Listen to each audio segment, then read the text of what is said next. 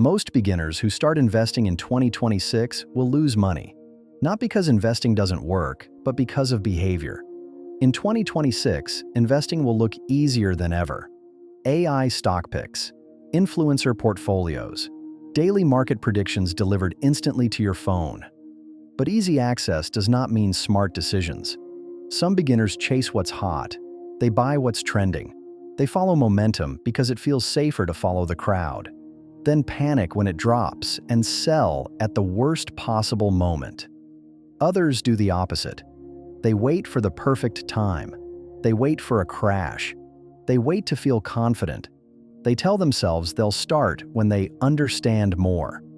But waiting is expensive. If you delay even a few years, you don't just lose time, you lose compounding. And compounding is where most long-term wealth is built. Time is your biggest asset, and most people waste it trying to feel certain. Then there's the third mistake: overcomplicating everything. More apps, more strategies, more signals, more opinions.